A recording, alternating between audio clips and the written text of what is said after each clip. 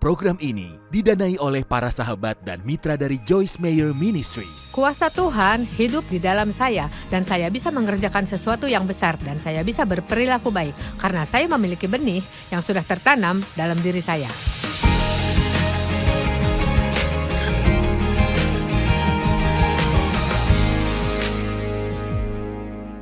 Terima kasih sudah bergabung dalam menikmati hidup setiap hari. Saya ingin mengajarkan sesuatu kepada saudara yang saya percaya bisa menyemangati saudara tentang kamu mendapatkan apa yang diperlukan. Saya rasa kita semua mempercayai hal itu, kita semua ingin mempercayainya. Apapun yang harus kita lakukan, kita akan menerima apa yang kita butuhkan. Tapi, kita memiliki musuh si iblis, dia selalu berusaha memberitahu kalau kita tidak memiliki apa yang kita butuh. Kita tidak mampu, tapi Tuhan berkata kita mampu melakukannya. Jika percaya saudara mampu, maka saudara mampu. Dan jika tidak, maka saudara tidak mampu. Kecuali kalau saudara berusaha melakukan apa yang bukan rencana Tuhan. Sebagai anak Tuhan, apa yang kita punya? Apa maksud saya? Apa sebenarnya? Saudara berkata, saya Kristen, jadi saya akan masuk surga. Oke, itu benar, tapi saudara memiliki lebih daripada itu. Karena Tuhan mau saudara menghidupi hidup yang luar biasa selama berada di dunia. Saya tidak mau menjadi seorang Kristen yang hidupnya berantakan sampai waktunya pergi ke surga. Itu bukan rencana Tuhan bagi kita. Yesus berkata, aku datang supaya kamu mempunyai hidup dan mempunyainya dalam segala kelimpahan. Ia tidak berkata, aku datang supaya kamu bisa pergi ke surga. Kita menginginkan itu. Saya tertarik memikirkan itu karena kekekalan adalah waktu yang sangat lama, tapi jika saudara mau tahu kebenarannya, saya ingin menikmati hari ini. Dan saya yakin saudara juga mau. Kita memiliki benih ilahi dan benih kebenaran dalam diri kita. Setiap dari kita, termasuk saudara. Saya katakan sekali lagi, saudara memiliki benih ilahi dan benih kebenaran di dalam diri saudara. Ya, saudara bisa melakukan sesuatu yang hebat. Satu hal yang iblis ingin lakukan adalah meremehkan kita. Dia ingin membuat kita merasa tidak berarti. Tuhan berkata saudara bisa melakukan sesuatu yang hebat. Yesus mengatakan, pada para murid, kamu akan melakukan juga pekerjaan yang aku lakukan, bahkan yang lebih besar. Itu terdengar seperti, bagaimana kami bisa melakukan itu semua? Ya, saya rasa, Yesus adalah satu orang dalam satu tubuh, tapi sekarang dia ada di dalam setiap kita dan dengan bekerja bersama, kita bisa melakukan sesuatu yang lebih besar. Itu maksud saya, sangat tidak mungkin. Itu barangkali hal positif yang saya bicarakan pada orang setiap hari melalui televisi, dibandingkan yang Yesus lakukan selama 3 tahun di bumi ini. Ya, ada teknologi sekarang yang mereka tidak miliki. Tuhan bisa melakukan sesuatu yang besar melalui saudara. Dan apapun tugas saudara, jangan biarkan iblis membuatnya terlihat tidak baik dan tidak berarti. Karena setiap bagian di dalam tubuh itu penting. Alkitab membandingkan talenta yang kita miliki, talenta yang kita pakai untuk Tuhan, seperti bagian dari tubuh, dan semuanya penting. Dan apa yang tidak terlalu saudara perhatikan adalah sesuatu yang lebih penting dari yang saudara lihat. Ya, orang melihat saya, mungkin tidak ada yang melihat saudara, tapi bukan berarti pekerjaan saudara tidak penting, dan pekerjaan saya penting. 1 Yohanes 1 atau 1 Yohanes 3 ayat 9. Dalam sebuah terjemahan adalah ayat yang sangat bagus. Kita akan membacanya. Setiap orang yang lahir atau dilahirkan dari Allah, yang artinya diselamatkan atau lahir baru, dengan sengaja, tahu, dan biasanya tidak berbuat dosa lagi. Tidak dikatakan kalau ia tidak pernah berdosa. Dikatakan bahwa tahu dan biasanya tidak berbuat dosa lagi. Kenapa? Karena sifat Tuhan tinggal di dalam dia. Ketika saudara menerima Yesus sebagai juru selamat, saudara menerima sifat yang baru, saudara menerima sifat Allah dalam jiwa saudara. Ada banyak pekerjaan yang harus dikerjakan oleh setiap kita, bahkan setelah kita lahir baru, tapi kita memiliki sifat asli dalam diri kita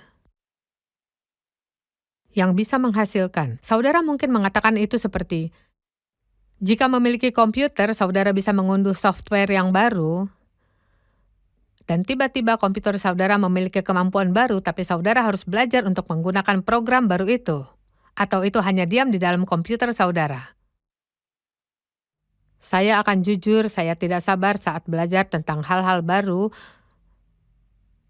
dan saya tahu kalau ada hal-hal yang bisa saya lakukan dengan komputer saya dan mungkin menjadi sesuatu yang baik dan menghemat waktu saya. Tapi kesalahan saya adalah saya tidak mau mempelajarinya. Mungkin itu seperti perjalanan saudara dengan Tuhan. Mungkin saudara memiliki semua kemampuannya, tapi tidak mengambil waktu untuk mempelajarinya. Sekarang mari kita baca ayat tadi. Prinsip hidupnya, anak Allah terus permanen dalam dirinya. Ia tidak berbuat dosa lagi karena ia lahir atau berasal dari Allah. Nah, kalimat dalam ayat ini luar biasa. Dikatakan bahwa anak Allah yang adalah Yesus ada dalam kita. Nah, kita tahu jika seorang wanita sedang mengandung, maka sperma suaminya tertanam dalam kandungannya. Dan dia mengandung. Ini seperti, jika saudara bisa mengerti, seperti dikatakan bahwa saat kita dilahirkan kembali, kita semua mengandung dengan sebagian kecil dari semua yang ada dalam Tuhan. Ada benih kebenaran dan benih keagungan di dalam diri kita. Nyatanya benih itu harus kita pelihara. Benih itu harus dijaga. Saudara harus menjauhkan rumput liar dari situ. Perlu diberikan cahaya matahari yang cukup.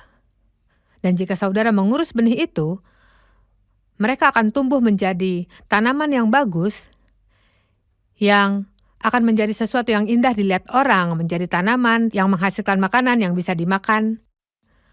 Dan Tuhan memiliki, melalui kelahiran baru, saat saudara menerima Kristus sebagai juru selamat, Ia menanamkan dalam jiwa saudara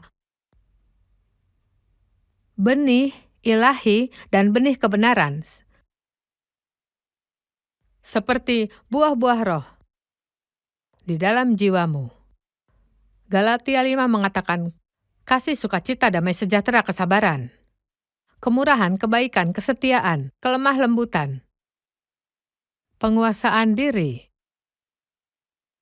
Ya, saudara punya penguasaan diri. Jangan lagi berkata, saya tidak punya penguasaan diri. Ya, saudara punya. Ya, saudara punya. Jangan katakan, yang saya katakan, saya harus berhenti mengatakannya. Oh, saya tidak sabar. Memang, kita memiliki kesabaran. Mungkin kita belum menjalankannya, mungkin kita belum tergerak untuk belajar mengembangkannya, tapi kita memilikinya. Saudara mendapat yang saudara perlukan dalam kasih, untuk bersukacita, memperoleh kedamaian, dan rendah hati. Saya dapat apa yang saya butuh, dan saya ingin saudara mulai untuk berlatih memikirkan, saya dapat apa yang saya butuh. Mungkin saudara perlu membuat keputusan untuk mengatakan setidaknya 10 kali setiap hari, saya dapat apa yang saya butuh. Saudara bisa mengatakannya saat sedang menyetir mobil, mengatakannya saat sedang membersihkan rumah, saat mengganti oli mobil, apapun yang dilakukan, saya dapat apa yang saya butuh. Ubahlah gambar diri saudara menjadi seorang di mana Tuhan tinggal. Efesus 1 ayat 3 berkata, terpujilah Allah dan Bapa Tuhan kita Yesus Kristus yang di dalamnya bukan yang akan, yang telah mengaruniakan kepada kita segala berkat rohani di dalam sorga, segala berkat rohani di dalam Kristus. Kita dapat semuanya yang kita butuhkan. Ada di dalam diri kita. Saudara mendapat yang saudara butuhkan. Lalu, mengapa kita tidak melakukan sesuatu yang besar? Jika itu ada dalam kita, lalu mengapa kita tidak bersikap lebih baik, kita akan mendapatkan itu. Tapi sebelumnya, saya ingin memberikan beberapa pertanyaan untuk saudara. Galatia 5 ayat 22 berbicara tentang buah roh ialah kasih, sukacita, damai sejahtera, kesabaran, kemurahan, kebaikan, kesetiaan, kelemah lembutan, dan seterusnya. Lalu mengapa kita tidak sabar, pemarah, sombong, dan keras, dan tidak bisa menguasai diri? Ada alasannya, saya akan jabarkan. Dalam 1 Petrus 1 ayat 3, karena kuasa ilahinya telah menganugerahkan kepada kita segala sesuatu yang berguna untuk hidup yang saleh, dan oleh pengenalan kita akan Dia yang telah memanggil kita oleh kuasanya yang mulia dan ajaib. Kita telah diberikan hati yang baru, jiwa yang baru, dan hati yang lembut yang mau mendengarkan Tuhan, seperti dalam Yehezkiel 11 ayat 19. 2 Korintus 5 ayat 17 berkata, kita adalah ciptaan baru, yang lama sudah berlalu, sesungguhnya yang baru sudah datang. Kalau begitu, mengapa kita tetap bersikap sama seperti dulu? Jika kita ciptaan baru dan mendapat sifat baru, Tuhan hidup di dalam kita, mengapa tetap seperti dulu? Roma 6 ayat 2 berkata, sekali-sekali tidak. Bukankah kita telah mati bagi dosa, mengapa masih dapat hidup di dalamnya? Jika saya mati karena dosa, lalu mengapa saya tetap berdosa? Saya percaya ada dua hal yang harus kita mengerti dan akan membantu kita. Yang pertama, kita harus mengerti, jika kita perlu mengimani segala sesuatu yang ada pada diri kita. Saudara mungkin tidak merasakannya, tidak melihatnya, tapi saudara melihatnya dalam firman Tuhan, jadi saudara percaya karena Tuhan mengatakannya. Saudara percaya bukan karena merasakannya. Saudara percaya bukan karena melihat bukti nyatanya, tapi percaya karena Tuhan mengatakannya. Saya hanya berharap dan berdoa kalau saya bisa menyadarkan seseorang. Jika saudara bisa maju selangkah dan mengatakan, ini dia, saya membuat keputusan hari ini, bahwa saya akan percaya apa yang Alkitab katakan. Tidak peduli dengan apa yang saya rasakan. Tidak peduli apa kata orang. Tidak peduli apa yang saya pikirkan. Tidak peduli seperti apa nantinya. Saat Tuhan berfirman, saya percaya. Itulah cara memulainya. Dan saudara perlu percaya secara pribadi untuk diri sendiri. Mungkin saudara tumbuh sebagai seorang Kristen, ayah dan ibu saudara adalah seorang Kristen yang taat. Tapi saya katakan kebenarannya, saudara tidak benar-benar memiliki hubungan pribadi dengan Tuhan. Saudara masih seperti mengikuti hubungan mereka dengan Tuhan dari belakang. Saya beritahu setiap orang harus mengenal Tuhan secara pribadi untuk mereka sendiri. Dan itulah seluruh isi Alkitab. Efesus 1 ayat 19. Dan supaya saudara bisa tahu dan mengerti betapa hebat kuasanya bagi kita yang percaya sesuai dengan kekuatan kuasanya. Kuasa, ada kuasa dalam diri saudara. Kuasa. Saudara tidak lemah. Ada kuasa di dalam diri saudara. Dan ayat itu berkata jika kuasanya tak terhingga, tak terbatas, dan luar biasa. Dan itu ada dalam setiap orang yang percaya, itu ada di dalam dan untuk mereka. Saudara bisa percaya Yesus dan tetap tidak percaya jika memiliki kuasa. Bisa percaya Tuhan dan tetap tidak percaya jika mendengar dari Tuhan. Bisa percaya Tuhan dan tidak percaya bahwa Tuhan mampu melakukan sesuatu yang besar. Percaya pada Tuhan adalah sebuah awal, tapi apalagi yang saudara percaya? Apakah saudara percaya apapun yang Tuhan katakan, atau hanya memilih dan memutuskan untuk percaya hal-hal yang saudara yakini? Apakah saudara akan percaya yang orang katakan tentang saudara, apa yang mereka katakan, atau saudara akan percaya apa yang Alkitab katakan? Saudara bisa melakukan apapun yang Tuhan katakan bisa. Berhenti mendengarkan perkataan orang tentang saudara dan mendengarkan apa yang bisa saudara lakukan menurut Tuhan. Lukas 10 ayat 19. Sesungguhnya aku telah memberikan, bukan akan memberikan. Bukan mungkin, tapi aku telah memberikan otoritas dan kuasa kepadamu. Otoritas dan kuasa. Saudara merasa memiliki kuasa? Aku telah memberikan otoritas dan kuasa kepadamu. Mulailah 10 kali sehari saya menerima yang saya butuhkan. Tuhan hidup di dalam saya. Saya mendapatkan kuasa Tuhan, saya bisa melakukan sesuatu yang besar. Saya bisa berperilaku seperti Tuhan, karena di dalam diri saya ada benih untuk segala sesuatu yang saya butuhkan. Wow, saya harap saya memiliki 1 minggu berkhotbah tentang hal ini.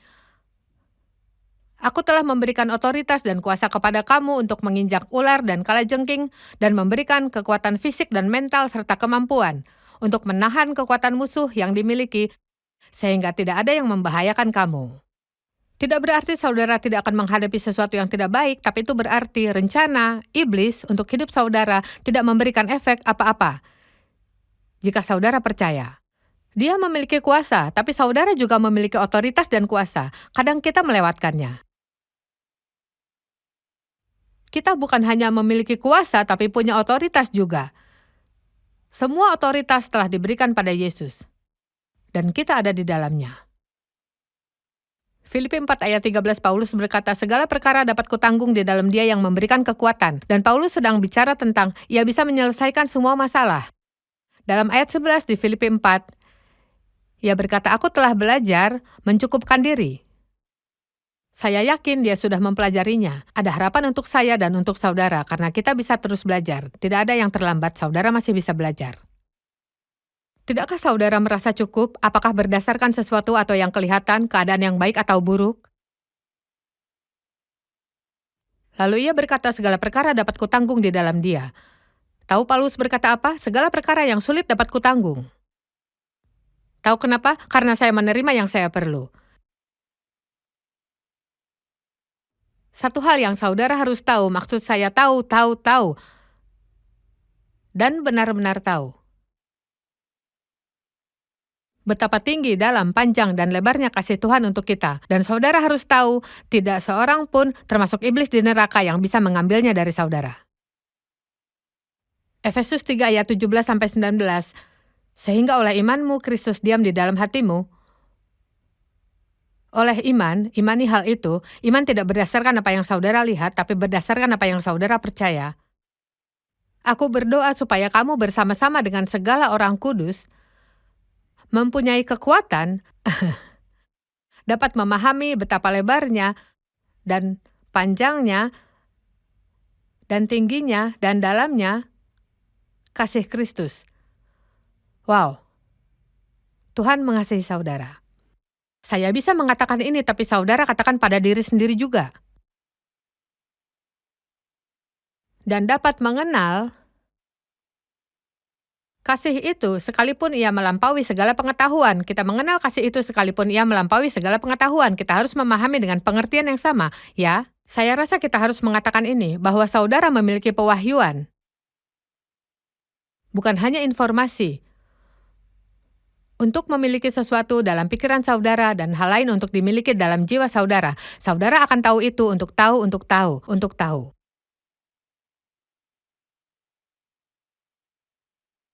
Dan dipenuhi di dalam seluruh kepenuhan Allah. Kristus di dalam kita, pengharapan akan kemuliaan. Alkitab mengatakan kita beroleh keberanian dan jalan masuk kepada Allah. Apa yang dimaksud dalam Efesus 3 ayat 12? Saudara bisa masuk ke tahta sucinya, kapanpun. Saudara mau atau perlu. Dan saudara memiliki tiket gratis, saudara memiliki akses untuk bisa masuk. Saudara memiliki nama Yesus. Saudara bisa meminta apapun pada Tuhan yang saudara butuhkan. Saudara bisa memintanya untuk membantu dan percaya kalau Dia menjawab doa. Dan satu lagi kalimat favorit saya, kita telah dibenarkan oleh darah-Nya. Wow. Sepanjang hidup saya pikir apa yang salah dengan saya. Dan semua yang saya pikirkan adalah sesuatu yang salah dalam hubungan saya dengan Tuhan. Lalu saya merasa bersalah sepanjang hari setiap kali saya berbuat kesalahan. Tapi sekarang saya tahu bahwa Yesus mati untuk mengampuni dosa saya. Dan ketika saya melakukan kesalahan, saya bisa meminta dan menerima pengampunan itu. Saya bisa meninggalkannya dan melangkah ke depan. Saya tidak harus menderita di hari esok karena kesalahan yang saya buat hari ini. 2 Korintus 5 ayat 21. Dia yang tidak mengenal dosa telah dibuatnya menjadi dosa karena kita, supaya dalam Dia kita dibenarkan oleh Allah. Wow. Saudara tidak bersalah lagi di mata Tuhan, saudara dibenarkan oleh Tuhan. Dia melihat saudara melalui Yesus. Saat Tuhan melihat Yesus, dia melihat saudara. Saat dia melihat saudara, dia melihat Yesus. Kenapa? Karena dia ingin melakukannya. Dia memilih itu. Ya ampun, saya tidak akan pernah memiliki hubungan dengan Tuhan berdasarkan diri saya dan semua yang saya lakukan. Itu mengapa kita membutuhkan Yesus. Sekarang kita ada di dalam Kristus dan semuanya oleh Dia.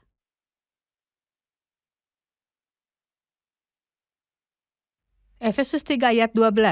Di dalam Dia kita beroleh keberanian dan kepercayaan diri dan jalan masuk kepada Allah untuk menghampiri Tuhan dengan bebas dan tanpa rasa takut. Tuhan, jika Engkau hanya melakukan ini dan hanya melakukan itu, saya tidak berani dan mengatakan, Tuhan, saya minta Engkau untuk melakukan hal yang mengatasi dan melebihi semua yang saya harapkan, minta atau pikirkan. Saudara tidak bisa meminta Tuhan terlalu banyak. Lebih baik bagi saya untuk meminta banyak dibanding meminta sedikit dan mendapatkan semuanya. Lakukanlah, saya menantang saudara untuk itu. Hal pertama yang akan terpikirkan adalah kamu tidak layak. Benar, saudara tidak layak. Tapi saudara tidak bisa berdoa di dalam nama saudara, berdoa di dalam nama Yesus. Dan sekali lagi dalam sebuah terjemahan Alkitab dikatakan saat kita berdoa dalam nama Yesus, kita sedang menyampaikan nama Yesus pada Tuhan. Jadi saat berkata, Bapa, maukah Engkau melakukan ini di dalam nama Yesus?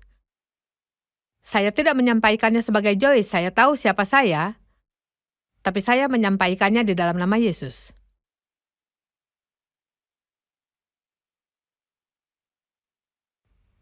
Pakailah kebenaran. Alkitab mengatakan saudara memilikinya. Pakailah. Kita tidak bisa hanya mendengarkannya, kita perlu untuk benar-benar tahu dan mengerti lebih dalam.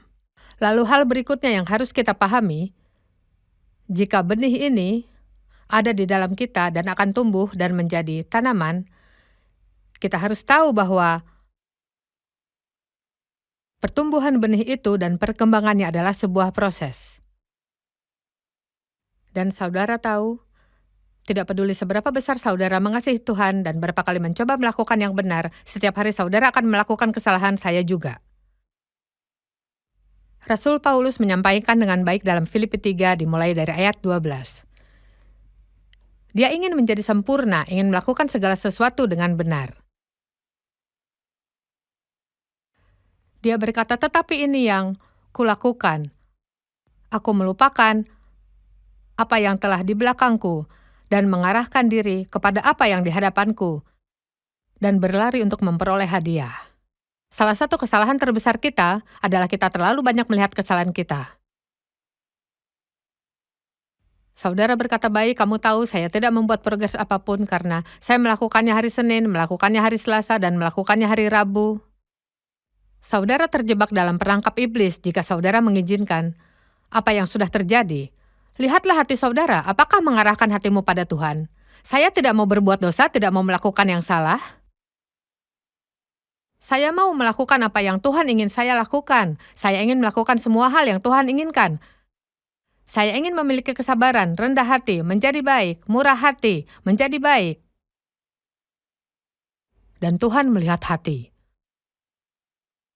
Manusia melihat apa yang dipandang oleh mata, tapi Tuhan melihat hati. Dan saat ia melihat kalau saudara memiliki hati yang benar di mana saya berada saat Tuhan memanggil saya untuk memberitakan firman-Nya, saya akan menjadi orang terakhir di dunia ini yang akan memiliki kesempatan untuk memberitakan firman Tuhan. Maksudnya hidup saya kacau. Kacau. Tapi Tuhan tidak hanya melihat di mana dulu saya berada, Dia melihat di mana saya berada. Dan Tuhan tidak mencari kemampuan, tapi Dia mencari kesediaan. Yang perlu saudara lakukan adalah mengatakan, Tuhan, inilah aku, utus aku. Ubah aku Tuhan, lakukan apapun yang ingin kau lakukan. Saya meminta pada Tuhan, ajar saya untuk menjadi disiplin, lakukan apapun yang mau engkau lakukan. Saya pikir saya tidak akan ada di sini hanya karena saya sudah melayani selama 45 tahun, masih banyak pekerjaan Tuhan dan saya ingin melakukan semuanya. Tapi saudara harus sabar dengan diri sendiri, dengan Tuhan. Mengizinkan benih itu tumbuh, dan itu memerlukan waktu. Kita tidak suka menunggu, benar? Tidak ada yang suka menunggu, kita ingin semuanya sekarang. Ini proses. Saudara tahu, saudara dapat yang saudara mau. Jangan lihat seberapa jauh harus melangkah, lihat seberapa jauh sudah selesai. Mulailah untuk merayakan setiap pencapaian. Jangan lihat kesalahan yang sudah dibuat, tapi lihatlah pencapaian yang sudah dikerjakan. Oh ya Tuhan, saya membuat banyak pencapaian. Selama 45 tahun ini, saudara berkata 45 tahun, Joyce. Saya tidak punya 45 tahun, saya tidak tahu apakah saya bisa melakukannya selama 45 tahun. Ya, saudara bisa. Saudara tidak memiliki yang lebih baik. Hari-hari bersama Tuhan, saudara sedang berjalan ke depan. Dan hari-hari tidak di dalam Tuhan, saudara sedang berjalan mundur. Tidak ada yang lebih baik untuk dikerjakan selain melayani Tuhan setiap waktu di sisa hidup saudara. Saudara dapat yang saudara mau. Yang harus saudara lakukan adalah bekerja bersama Tuhan dan mengizinkan Tuhan. Jangan bawa kesalahan di hari kemarin ke hari esok. Hari ini adalah hari yang baru, besok hari yang baru lagi. Terus berjalan ke depan, jangan biarkan iblis membohongimu. Tidak ada manusia yang sempurna. Kita semua membuat kesalahan. Puji Tuhan, Yesus membayar lunas semua kesalahan kita. Dia memberikan kita kebebasan. Yang perlu saudara lakukan adalah percaya. Ayo buat keputusan hari ini. Jika Tuhan mengatakannya, saudara percaya. Percaya firman Tuhan. Miliki hubungan pribadi dengan Tuhan. Kenali Dia secara pribadi. Miliki kesabaran. Tetaplah begitu. Bersabarlah. Dan saudara akan melakukan hal yang besar dan hebat dalam hidup.